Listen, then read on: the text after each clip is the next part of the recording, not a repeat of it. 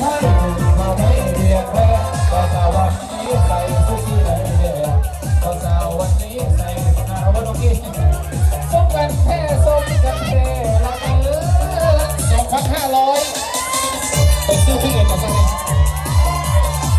หามาจะมาสนิทหามา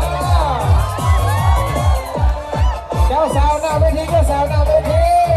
พอไปเป็นเดือนสมุทรสาครเนาะเกี่ยวตั้งด่านเลย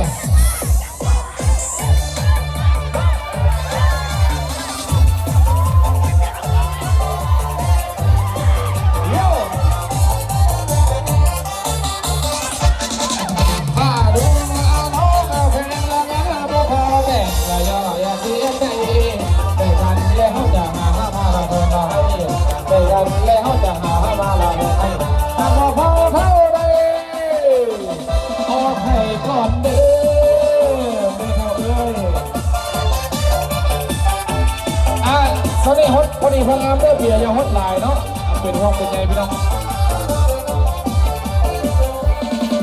เจ้าสาวคงหอยหัวใจเลื่อนลอยต่อคอยวิวาโอ้มันน้องเปิดมันตัวคอยท่าโอ้มันน้องเปิดมันตัวคอยท่าเตรียมเข้าวิวาสมบัตินาดังใจกินแก้วเลยไปเลยเจ้าบ่าวว่าปกติเจ้าบ่าวละคงละครแล้วหัวใจเลื่อนลอยละเฝ้าละคอยละวิวาโอ้นวลน้องเปิดประตูละคอยท่าโอ้นวลน้องละเปิดประตูละคอยท่าเพียงเข้าวิวาสมบัตินาดังใจ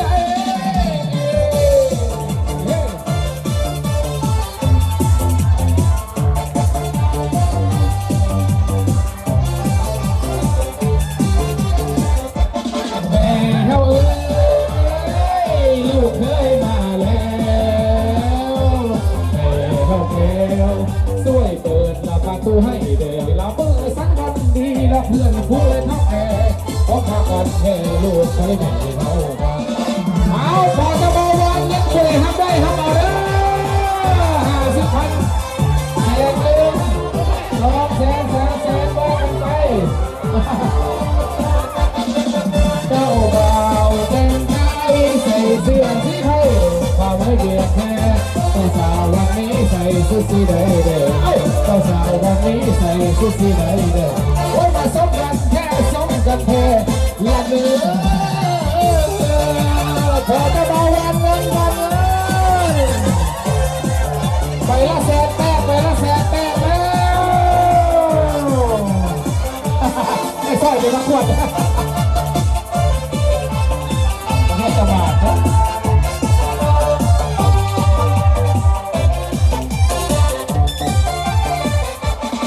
ราคาละร้องแพงละเงินโตพอเต็มละน้องอย่าเสียใจเอ้าได้กันแล้วจะหามาเถิดให้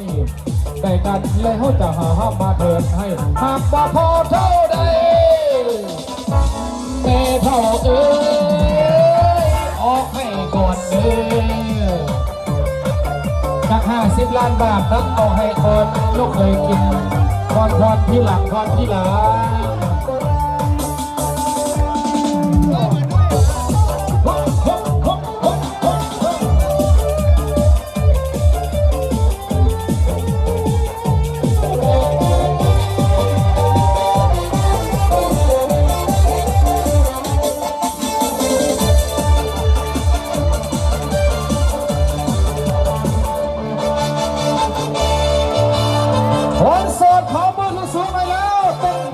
กันไปก่อนแล้วจึงมาย้อนในช่วงสโลว์มันเต็มที่เขาสักนี้